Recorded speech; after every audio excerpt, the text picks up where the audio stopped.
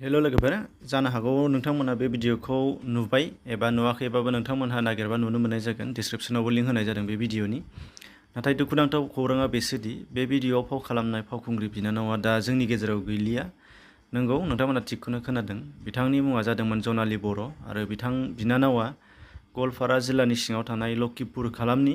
गालसिरा गामिनिमोन बिथाङा सासे फरायसाबोमोन जेराव बिथाङा TDC फार्स्ट इयाराव फरायगासिनो दंमोन आरो मिथिनाय बादिब्ला बिथाङा थांनाय 19 मे अक्ट'खालि बेलासि समाव गावखौ फोजोबना लादो होननाय नाथाय जाहोनखौ जों दासिम मिथिनाय जाथ'वाखै जेखिजाया मा बुंबावनो बिथां बिनानावनि थाखाय जोङो रिप एबा जों इसोरनि खाथियाव आरज गाबनाय थाबाय जाहाथे आलो गोजोनै बिथांनि जिउमाया इसोरनि खाथियाव जायगा मोनहैयो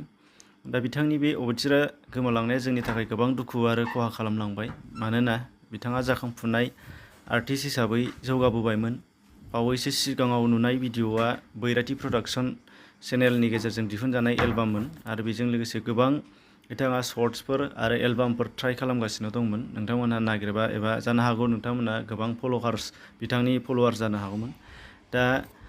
बे खौरांखौनो नोंथांमोननिजों लोगोसे शेयार खालामनाय जादोंमोन आरो जोबनायाव बिथांनि जिउमा आरो न'खरनि जानानै फिन खेबसेबाव बिथांनि जिउमा आरो न'खरनि थाखाय जों इसोरनि खाथियाव नैबे चेनेलनि गेजेरजोंबो आरज गाबनाय थाहरबाय दा बेखौनो नोंथांमोनजों लोगोसे शेयार खालामदोंमोन जोंनि बिथांनि सायाव जिहेतु जोङो नुगासिनो दंमोन बर' आर्टिस्ट एबा बर' एलबाम बा बर' सावथुन मुलुगाव बिथांखौ जोङो मोनसे मोजां बिथांनिफ्राय जों मोनसे मोजां एलबामफोर मोनगोन जों बेखौ मिजिं थिबाय थादोंमोन नाथाय जोंनि बे मिजिंखौ आसखान्दा खालामलांबाय बिथाङा जेखि जाया मानो एसेनोसै गोजोन्थों।